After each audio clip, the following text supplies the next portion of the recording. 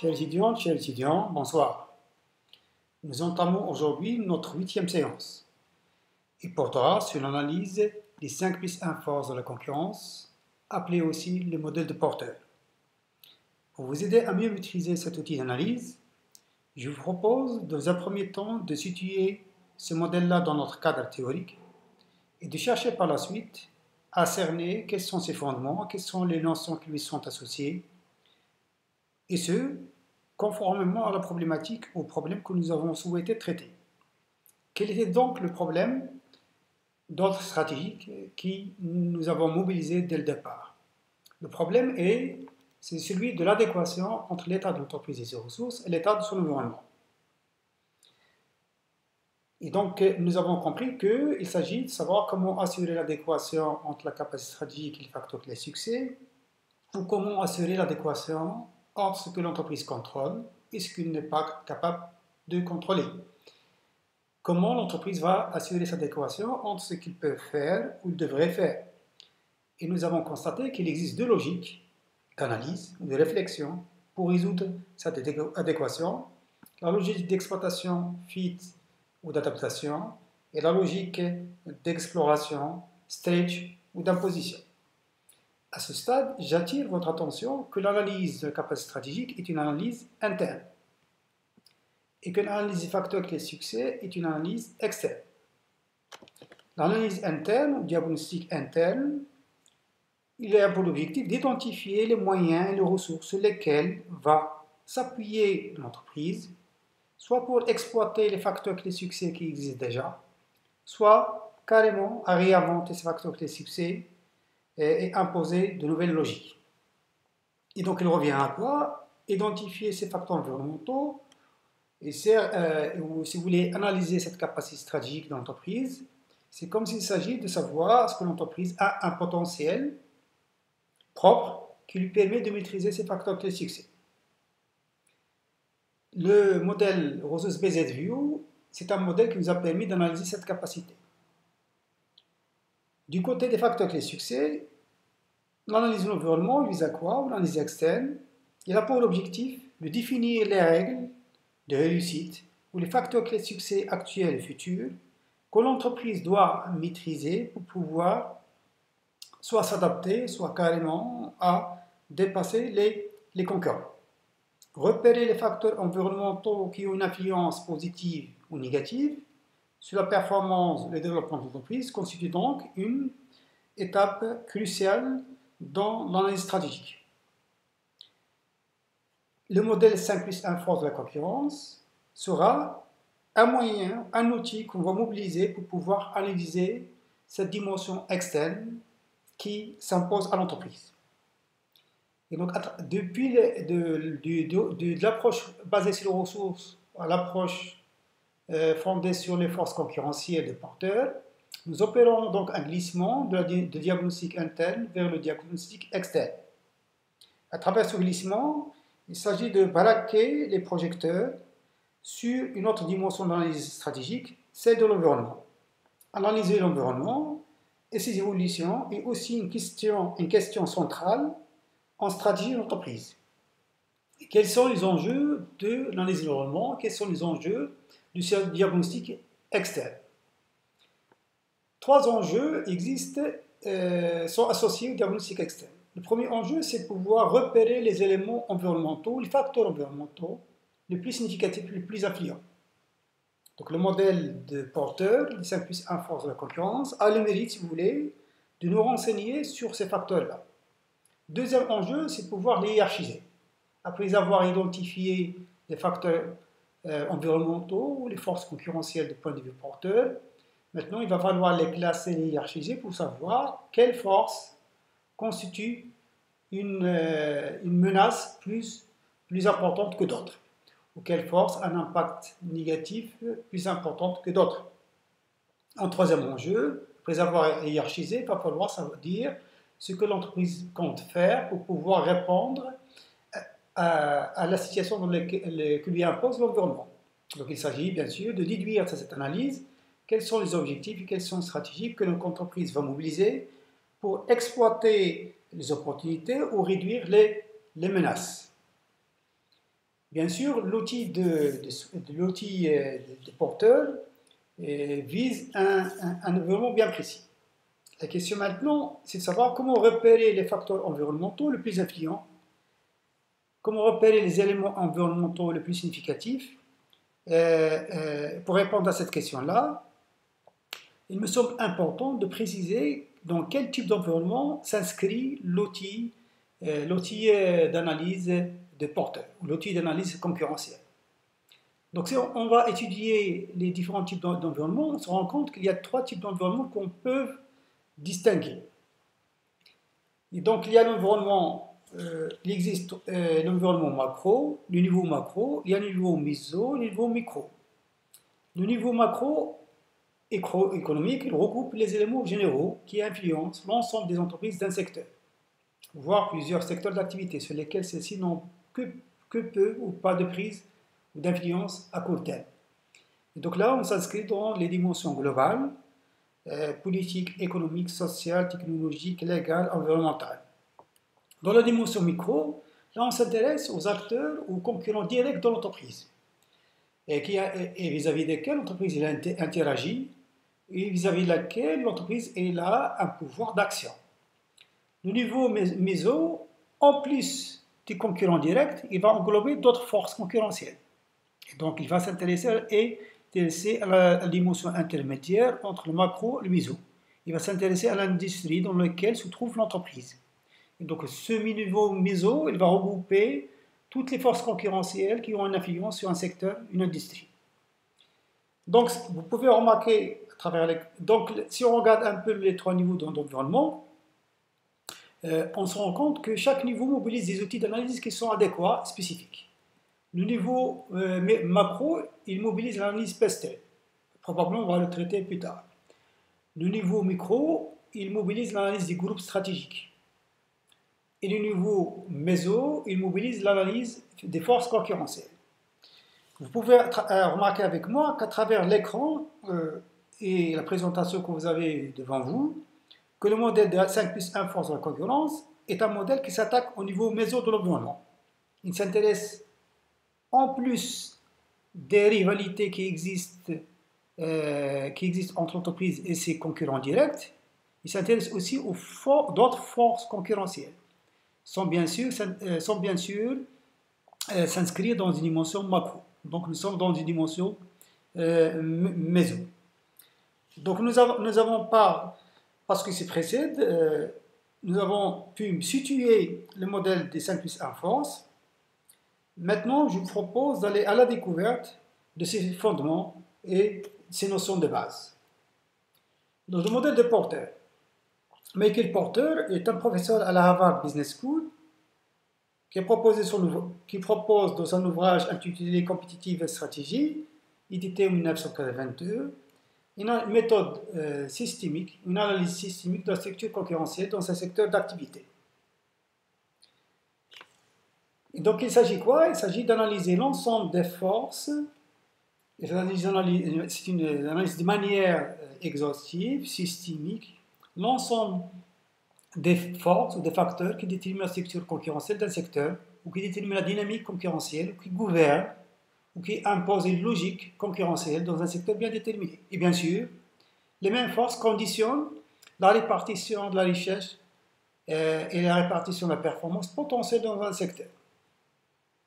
Pourquoi? Parce que ces forces concurrentielles, de par leurs forces, ressources, leur comportement, ont un pouvoir d'influence leur permettant de s'accaparer une partie de la valeur créée au sein du secteur, au détriment des entreprises qui le composent.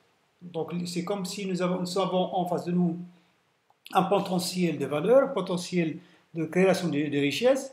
Ces forces concurrentielles ont tendance à réduire l'accès à ce potentiel de richesse. Davantage l'entreprise peut comprendre ces forces concurrentielles, davantage il peut adopter des logiques qui lui permettent, si vous voulez, de réduire ces forces et prétendre à améliorer sa part qui lui revient de ce potentiel concurrentiel. Quel est donc le postulat de Porter? Le postulat est le suivant. Chaque secteur X industriel possède un potentiel de création de la richesse et de rentabilité. Et bien sûr, ce potentiel-là, c'est un potentiel de croissance et de création de richesse, c'est un potentiel qui est limité. Donc les forces concurrentielles présentes, lorsqu'elles sont présentes, ils débouchent à quoi? Ils ont tendance à réduire la marge ou réduire le volume des ventes des entreprises du secteur. Donc les entreprises vont chercher à capter ce potentiel, alors que les forces ils vont constituer un obstacle à l'entreprise pour qu'elle puisse accéder à ce potentiel-là. Et donc l'objectif du modèle de porteur revient à quoi? Revient à savoir comment l'entreprise va-t-elle s'approprier une partie de la rentabilité potentielle secteur d'activité. Comment l'entreprise va procéder, va-t-elle faire pour qu'elle puisse s'approprier, arracher une partie de la rentabilité potentielle, une partie de la richesse qui va exister dans son secteur. L'entreprise donc devra intégrer ces forces dans sa réflexion, ses actions stratégiques. Davantage il va comprendre ces forces, davantage sa réflexion stratégique sera pertinente. Et donc, si on considère le profil économique qui s'exprime par la relation suivante, Pi est égal à P moins C, en parenthèse, fois Q moins K. Pi, c'est le profil économique. Le P, c'est le prix de vente du bien, moins le coût, fois la quantité des ventes, moins le coût du capital. Donc ça constitue quoi? Ça constitue, c'est la rentabilité potentielle auquel l'entreprise prétend. Sauf que cette rentabilité potentielle auquel l'entreprise prétend est exposée à un obstacle. Et donc la rentabilité, il est conditionné par quoi? Il est conditionné par la puissance des forces concurrentielles en présence dans le secteur X. Et donc ces forces-là, elles ont tendance à réduire le potentiel de rentabilité que l'entreprise compte détenir, ou que l'entreprise compte y accéder. Qu'est-ce qu'on entend par force concurrentielle? La force concurrentielle, c'est tout ce qui peut empêcher une entreprise de constituer un avantage concurrentiel en limitant son degré de liberté stratégique. Donc tout ce qui peut empêcher l'entreprise à développer sa rentabilité. Tout ce qui peut empêcher l'entreprise à développer sa marge de profit. Donc le modèle de porteur, il s'appuie sur deux principes fondamentaux. Le premier principe stipule que le niveau de profitabilité d'un secteur est déterminé par l'intensité concurrentielle, provoquée par les forces en présence. Donc ça veut dire que plus la concurrence et l'intensité concurrentielle est intense, moins le secteur est profitable. Moins l'intensité concurrentielle est forte, plus le secteur est profitable. Donc ça veut dire que la profitabilité d'un secteur, il est déterminé, conditionné par les forces en présence dans son secteur. Le deuxième principe stipule que l'intensité concurrentielle est elle-même fonction de l'action combinée des 5 plus 1 forces concurrentielles. Donc ces forces-là qui conditionnent la rentabilité d'un secteur, ces forces-là, c'est la combinaison de ces forces-là qui vont réduire, si vous voulez, qui vont menacer le potentiel de rentabilité auquel l'entreprise prétend. Et donc nous allons voir tout à l'heure quelles sont ces 5 plus 1 forces concurrentielles. Ces forces constituent autant de déterminants de la rentabilité d'un secteur, et ce sont elles qui conditionnent sa rentabilité dans le secteur. Comme secteur, nous pouvons avoir l'industrie automobile, l'agroalimentaire, pharmaceutique, bancaire, cinématographique, de luxe, de l'édition, etc. Nous pouvons donner à ce stade une définition de l'analyse concurrentielle, parce que le modèle de porteur, il nous permet, si vous voulez, dans une première étape, de pouvoir analyser la dynamique concurrentielle qui prévaut ou qui domine dans un secteur. L'analyse concurrentielle, il peut être défini comme suit. L'analyse concurrentielle permet de mesurer l'attractivité actuelle et future d'un secteur d'activité et d'envisager des stratégies d'amélioration de la position de l'entreprise vis-à-vis des forces concurrentielles les plus menaçantes. Donc, vis-à-vis des forces concurrentielles les plus menaçantes, quelle action l'entreprise va-t-elle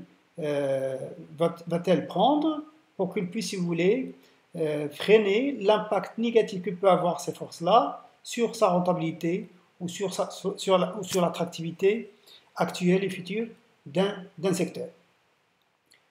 Pour que ce travail d'analyse sur le porteur soit nécessaire, pourquoi ce travail d'analyse sur le porteur est nécessaire? Il est nécessaire pour 3 raisons.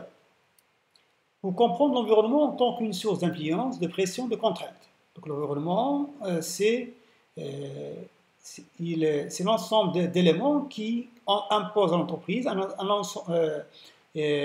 ensemble d'influences, de pressions, de contraintes, d'exigences, et qui vont avoir un impact, si vous voulez, sur la stratégie de l'entreprise, mais aussi sur sa performance. D'où l'importance, si vous voulez, de comprendre l'environnement. Deuxième, parce que la rentabilité économique dans le secteur, il varie d'un secteur à l'autre. Donc il est important de comprendre des forces concurrentielles susceptibles de réduire cette performance dans le secteur cinématographique, dans l'industrie de luxe, dans l'industrie de l'automobile, etc., etc. Troisième raison qui explique la nécessité de faire cette analyse, ça permet d'identifier, selon ce secteur, les caractéristiques essentielles d'un secteur et déduire quels sont les facteurs clés succès dans la maîtrise essentielle à l'obtention d'un avantage concurrentiel. Donc, en fonction des caractéristiques du secteur, en fonction des facteurs concurrentiels de chaque secteur, l'entreprise sera capable d'identifier quels sont les facteurs clés succès sur lesquels elle va miser pour qu'elle puisse obtenir un avantage concurrentiel et aussi pour qu'elle puisse protéger sa marge de profit actuelle et future. Le but, pour en résumer, le but de l'analyse 5 plus 1 fort, c'est double. Il s'agit d'évaluer l'attractivité et précisément le potentiel de rentabilité de l'industrie alimentaire, ce qu'on va voir par la suite. Évaluer le potentiel de rentabilité de l'industrie à long terme. Pour pouvoir évaluer le potentiel de rentabilité, il va falloir d'abord identifier et comprendre les 5 plus 1 forces qui pèsent sur cette rentabilité. Donc le potentiel ne peut être évalué que si l'entreprise est capable d'identifier les 5 plus 1 forces de la concurrence. Et ces 5 plus 1 forces, pourquoi il est important de l'identifier? Parce que ces forces-là, ils pèsent négativement sur le potentiel de rentabilité de l'entreprise.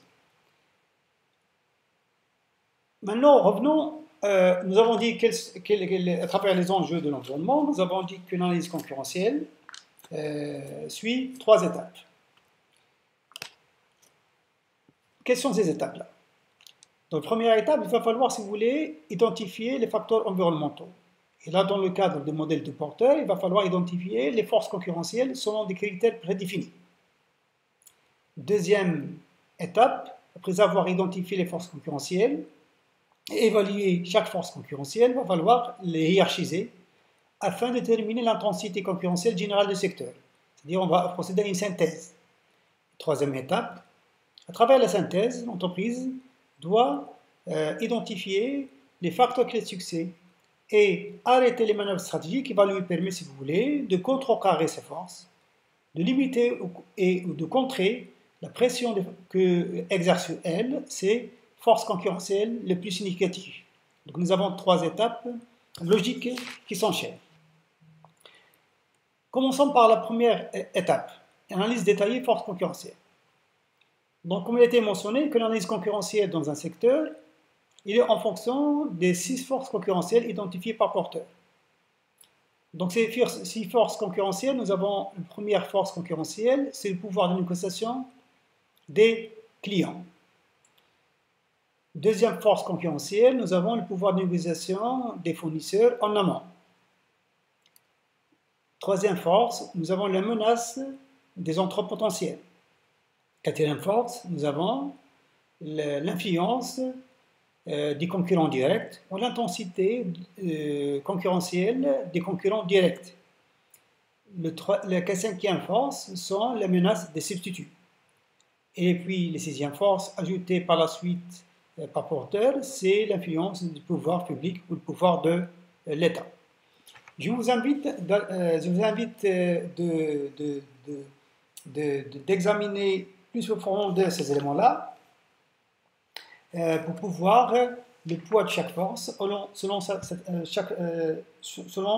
chaque critère. Commençons par la première force, le pouvoir de négociation des clients.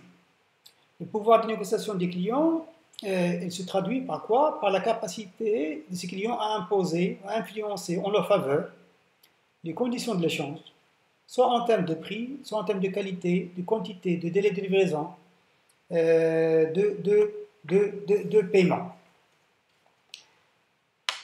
Donc un rapport de force favorable au client, il va permettre, un rapport de force favorable au client va permettre à ce client notamment de négocier les prix ou de négocier une augmentation de la qualité à un prix constant. Et cela va constituer, si vous voulez, une menace pour les marges de l'entreprise. Surtout lorsqu'on a en face de soi des clients concentrés ou institutionnels, mais pas des clients individuels. Comment va-t-on mesurer, si vous voulez, mesurer l'intensité de cette menace? Posons-nous cette question. Le pouvoir de négociation des clients est-il en faveur de ces derniers ou en faveur de l'entreprise? Pour répondre à cette question, il va falloir évaluer ce pouvoir de négociation. Et pour pouvoir évaluer ce pouvoir de négociation, on va s'appuyer sur un nombre de critères.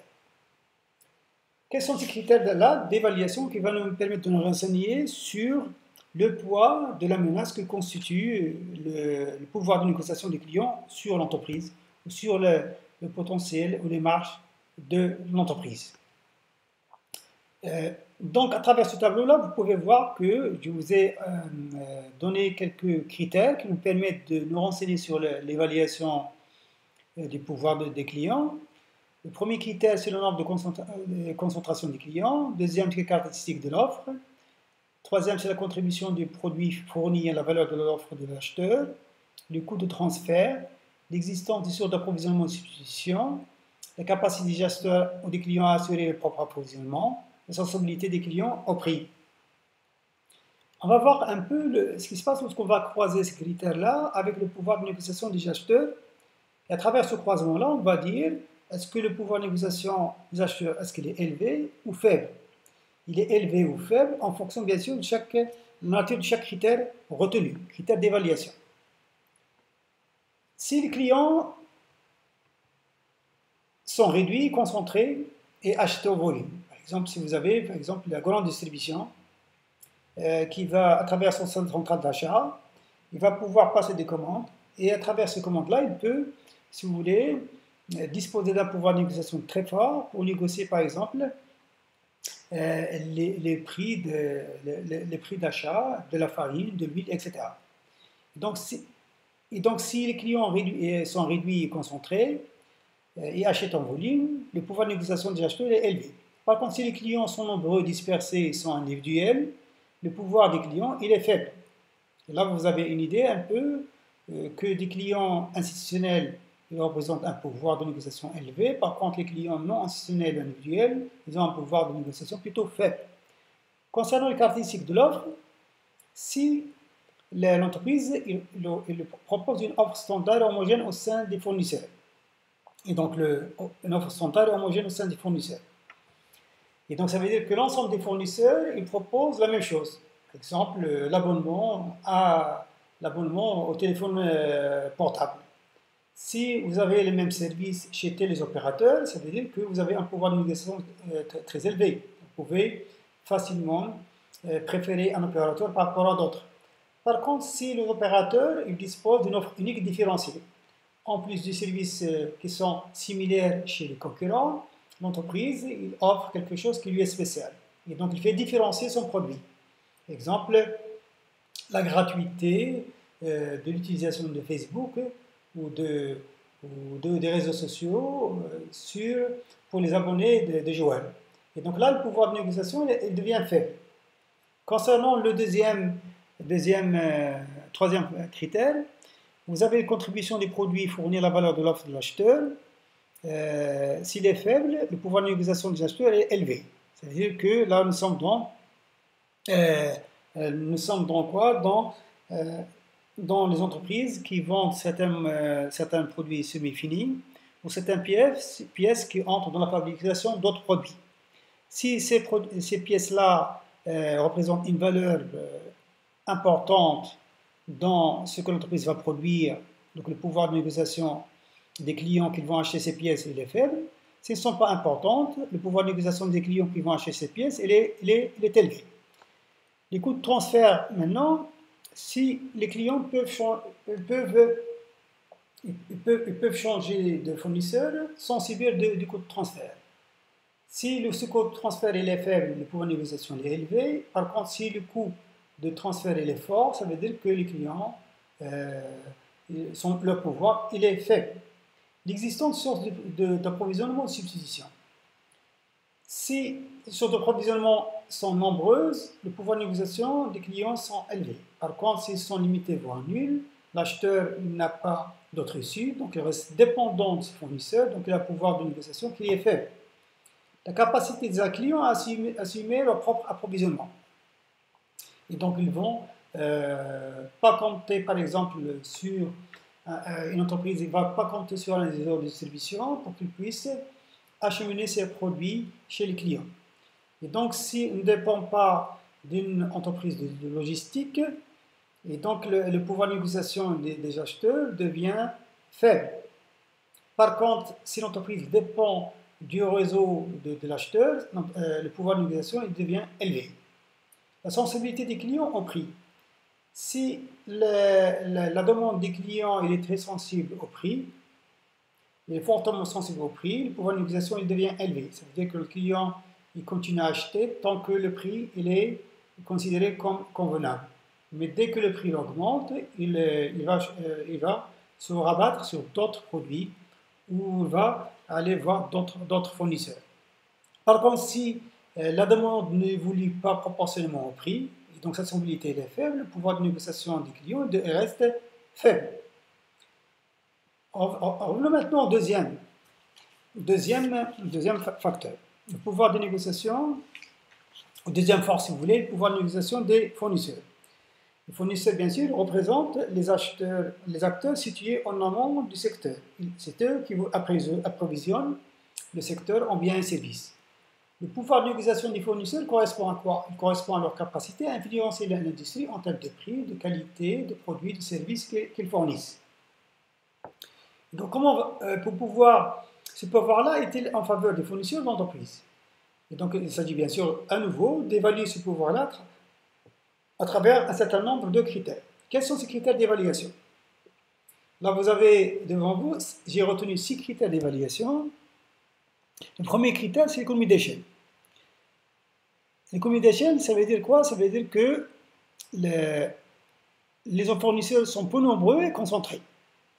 Et donc, ça veut dire que le pouvoir de négociation du fournisseur est très élevé. Et donc, l'entreprise qui achète auprès de quelques fournisseurs reste dépendante de ces fournisseurs parce qu'ils sont peu nombreux et sont fortement concentrés. Par contre, si l'entreprise est devant des fournisseurs qui sont nombreux, dispersés, ça veut dire que le pouvoir de négociation du fournisseur est faible. Donc, l'entreprise a le choix, si vous voulez, de changer de fournisseur sans problème.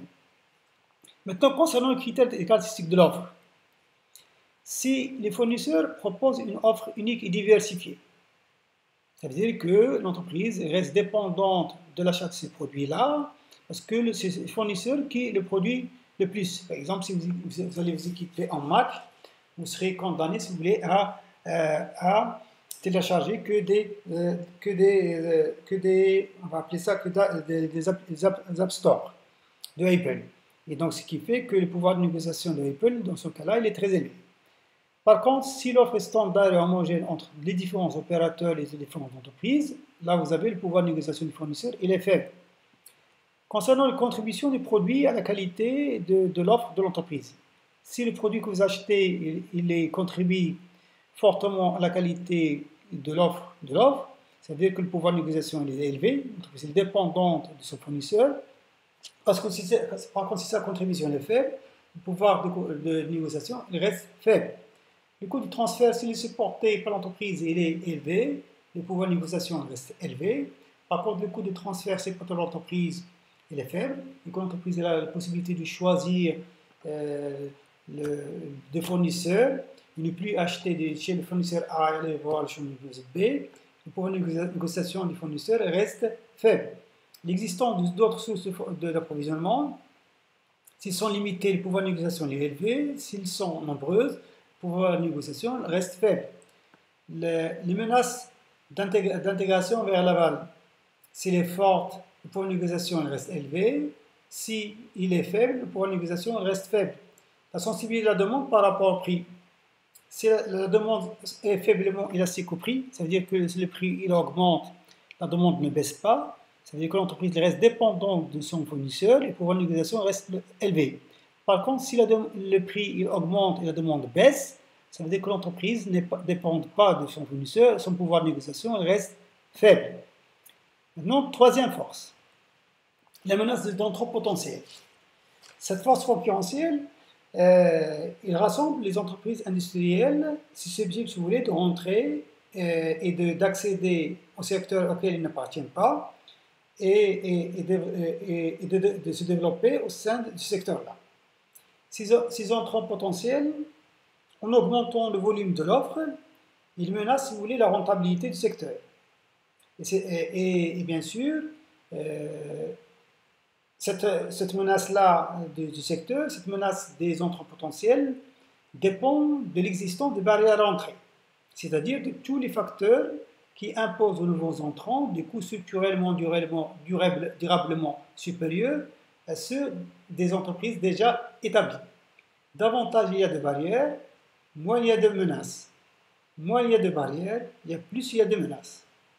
Et donc la question qui se pose, les entrants potentiels représentent-ils une menace pour l'entreprise? Pour répondre à cette question-là, il va falloir évaluer cette menace selon un certain nombre de critères. Quels sont ces critères? Nous allons essayer de voir chaque critère d'évaluation représente une barrière spécifique. Concernant par exemple les économies d'échelle, l'entreprise va augmenter le volume de la production pour réduire les coûts, ça c'est une barrière financière. Si ces économies d'échelle, l'entreprise dispose d'un faible avantage de coût en faveur de l'entreprise, donc ça ne lui permet pas de réduire les coûts, la menace des entrants potentiels est élevée. Par contre, si l'entreprise, grâce aux économies d'échelle, arrive à réduire les coûts, et donc l'entreprise en tire un avantage de coût, la menace des entrants potentiels est faible. Concernant la différenciation des produits, les faibles investissements en marketing constituent une barrière financière et les faibles images constituent aussi une barrière commerciale. Si nous sommes devant des faibles investissements en marketing et une faible image, l'entreprise est exposée aux menaces des entrants potentiels qui est élevée. Le cas contraire, lorsque nous avons des lots d'investissement et forte image. Les besoins de capitaux consacrés à des dépenses non récupérables. Recherche et développement, publicité, etc. Ce sont des barrières financières. On appelle ça le ticket d'entrée à investir pour que l'entreprise puisse prétendre faire partie d'un secteur bien déterminé. Si le ticket d'accès à ce ticket d'entrée est faible, la menace des entrants potentiels devient forte. Par contre, si le ticket d'entrée est trop élevé et coûteux pour l'entreprise, là, ça va faire freiner, si vous voulez, freiner la menace des entrants potentiels et la rendre faible. Donc là, à ce niveau-là, lorsque le ticket d'accès est élevé, il existe, ça veut dire que l'entreprise dispose d'un potentiel de rétention. Et ce potentiel de rétention, on peut le résumer en termes de capacité d'investissement, de financement, d'innovation, etc. Maintenant, l'accès au canal de distribution. Si l'accès au canal de distribution est facile, la menace devient élevée. S'il est difficile, la menace est faible. Le désavantage de coût qui ne dépend pas de la taille. Il dépend de l'expérience, des technologies exclusives utilisées par l'entreprise, de ses ressources et compétences rares, de son placement favorable, etc. Ça, ce sont des barrières en termes de ressources et de compétences. Si ces avantages de coût il est faible, la menace devient élevée. Si les avantages de coût deviennent élevés, la menace des entrées potentielles devient faible. Les coûts de transfert pour les clients. Et donc, c'est que les clients, s'ils ne supportent pas, si le coût des transferts est faible, ça veut dire que les clients peuvent facilement glisser vers les entrants potentiels. Par contre, si le coût des transferts est élevé, la menace des entrants potentiels devient faible parce que le client n'admet pas de supporter des coûts élevés des transferts et donc il reste prisonnier de leur rapport à leur fournisseur. La sensibilité de la demande par rapport au prix, si la demande est faiblement élastique au prix, ça veut dire que si le prix il baisse, la demande il baisse, ça veut dire que la menace des entrants potentiels est élevée. Par contre, si la demande est fortement élastique au prix, c'est-à-dire le prix il baisse, la demande reste stable voire forte, là la menace des entrants potentiels reste faible. Passons maintenant à la quatrième force, l'intensité de la rivalité entre concurrents directs. La rivalité intrasectorielle, si vous voulez, Et celle-ci, il va nous renseigner, si vous voulez, sur la concurrence que se livrent les concurrents directs à l'entreprise. Soit à travers la baisse de prix, soit à travers une lutte de différenciation par les investissements. Soit qu'ils vont baisser les prix ou subir des coûts de différenciation, cela va avoir une pression sur la marge et va entraîner une baisse du profit et de la marge de l'entreprise. Donc, il correspond à quoi l'intensité? Il correspond à toutes les manœuvres adoptées par le concurrent direct et qui influencent le profit des acteurs de l'industrie, tels que la baisse des prix, le lancement des produits de publicité intensive. L'entreprise est-elle soumise à une forte pression de la part de ses concurrents directs? Pour le savoir, il va falloir évaluer la rivalité intrasectorielle que se livrent les concurrents directs sur la base d'un certain nombre de critères. Quels sont ces critères? Le premier critère, c'est les concurrents. Est-ce que les concurrents sont nombreux et de taille identique? Si oui, l'intensité de la rivalité entre concurrents directs, elle est élevée. Plus les concurrents ont une taille identique, plus la rivalité va être forte. Et donc, il n'y a pas un leadership à travers lequel une entreprise domine une grande part du marché. Donc, lorsque les forces deviennent égales, cela consiste, si vous voulez, une menace réelle pour l'entreprise et ça va attisser la rivalité entre les concurrents directs. Pouvoir de négociation des clients et des fournisseurs. S'il est fort, la rivalité entre concurrents devient élevée. S'il est faible, la rivalité devient faible. Les barrières à l'entrée, c'est-à-dire les coûts d'investissement que devrait réaliser par exemple l'entreprise, les technologies qu'il doit disposer, les ressources humaines et expertes qu'il doit avoir, etc. Si ces barrières à l'entrée sont faibles, l'intensité de la rivalité devient élevée. Par contre, si elles sont fortes, l'intensité de la rivalité devient faible. Les barrières à la sortie. Les barrières à la sortie, ça veut dire que les entreprises qui engagent des coûts d'habitude fixes élevés, cela va entraîner une rivalité élevée. Par contre, s'il y a la possibilité que l'entreprise change d'activité et aille voir d'autres secteurs, cela va entraîner une baisse de la rivalité. La croissance du secteur. Si la croissance du secteur est faible, cela va attisser et stimuler la rivalité. Par contre, si la croissance du secteur est forte, la rivalité va baisser. Donc, il y a assez à manger pour tout le monde. Le caractère banal ou périssable des produits. Plus les produits sont périssables et banals, plus la rivalité est forte. Moins les produits sont périssables et moins la rivalité est forte. Et donc, le cinquième menace, c'est la menace des substituts. Il correspond à quoi? Il correspond à toute offre qui remplit la même fonction d'usage et propose une alternative performante à celle de l'offre établie. Les produits de substitution sont les produits fournis par des entreprises appartenant à une autre industrie. Comment va-t-on évaluer cela? Donc la question qui se pose, l'entreprise est-elle soumise à la menace des substituts? Pour y répondre, il va falloir évaluer la menace des substituts sur la base d'un certain nombre de critères. Quels sont ces critères-là? Le premier critère, c'est les fonctions et usages. Si les fonctions d'usage des produits proposés par les entreprises qui existent déjà dans le secteur et d'autres qui prétendent y entrer et proposer des substituts, si ces fonctions d'usage sont similaires, la menace de substitut est élevée. Par contre, si les fonctions d'usage des produits et services ne sont pas similaires, la menace de substitut est faible.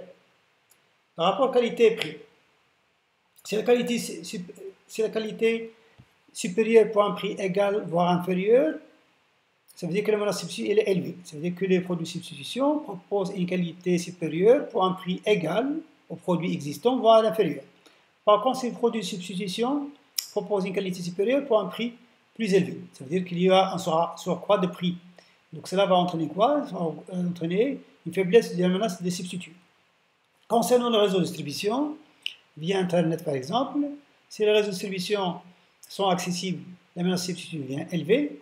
Ce qu'a fait Dell lorsqu'il s'est lancé dans la fabrication d'ordinateurs pour pouvoir accéder au marché. Et comme il ne dispose pas d'un réseau de distribution physique, il a utilisé la vente directe. Et donc, ce qui fait que cela, ça permet, si vous voulez, à l'entreprise d'accéder et de revendiquer une part du marché. Par contre, si les réseaux de distribution ne sont pas accessibles, cela va entraîner une faiblesse des menaces substituts. Les coûts de substitution ne supportent pas le client. Si les coûts de substitution ne supportent pas le client sont faibles, la menace de substitution va être élevée. Par contre, si les coûts de substitution ne supportent pas le client sont élevés, la menace de substitut sera faible. Les barrières à l'entrée pour les entreprises dans le secteur. Si les barrières sont faibles, la menace elle est élevée. Si les barrières sont fortes, la menace est faible. La sensibilité de la demande par rapport au prix des substituts. Si la demande est fortement élastique au prix, et donc cela va entraîner une menace de substitut élevée. Par contre, si les clients ne sont pas sensibles au prix, c'est-à-dire même s'ils sont devant soi des prix de produits nouveaux, comme substitut inférieur à ceux qui existent dans le marché, le client préfère, si vous voulez, acheter les produits qu'il a achetés avant, et donc il est moins sensible à la baisse des prix. Et là, la menace de substitut, elle sera faible. Et bien sûr, les variables qui vont jouer sur ça, il y a d'autres variables que le prix, par exemple le design, la qualité, la réputation, l'image, etc. Sixième force, concernant l'influence de l'État. L'influence de l'État correspond à quoi? Correspond à son pouvoir de régulation, d'intervention. Vous avez les règlements et barrières légales, les normes techniques et sanitaires restrictives, la réglementation limitant le nombre de concurrents et l'accès au marché, les quotas, les droits de douane, les taxations, les subventions.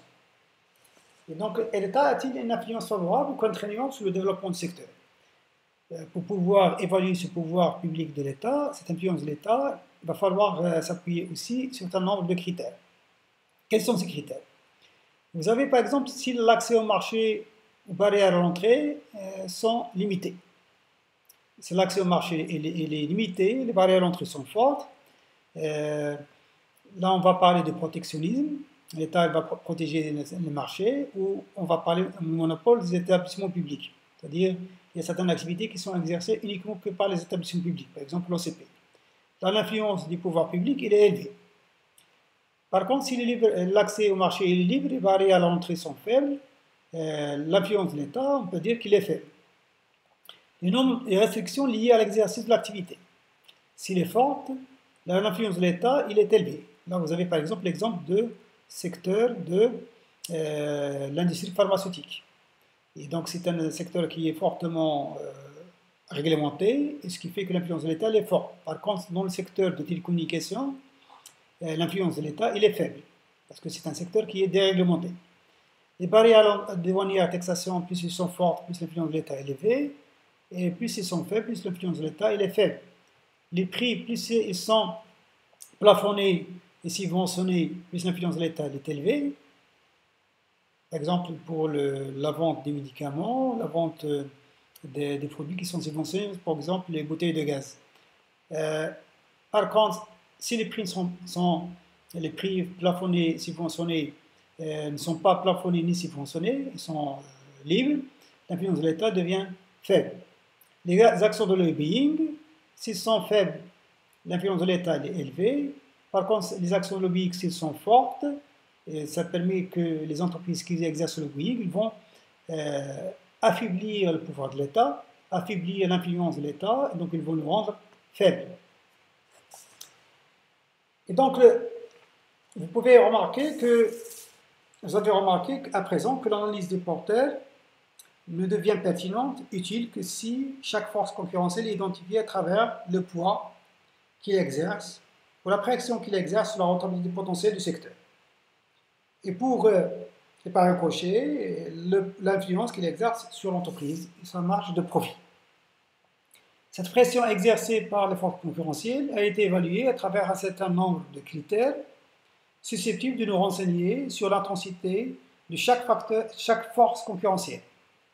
Pour rappel, nous avons défini une force concurrentielle par tout ce qui peut empêcher, ou limiter, par tout ce qui peut empêcher l'entreprise de constituer un avantage concurrentiel à long terme, et tout ce qui peut empêcher l'entreprise de s'accaparer d'une partie du potentiel de rentabilité qui existe dans son secteur, ou tout ce qui peut limiter le degré de liberté stratégique d'une entreprise.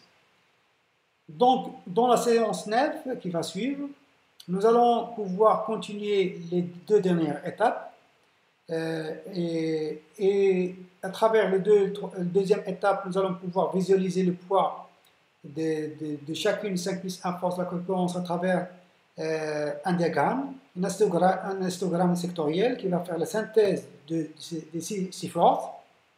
Et la dernière étape, nous allons déduire quels sont les facteurs clés de succès sur lesquels l'entreprise va miser pour pouvoir contrecarrer, limiter l'impact négatif de ces forces et pour la même occasion, pour qu'ils puissent dépasser les concurrents et obtenir un avantage concurrentiel durable.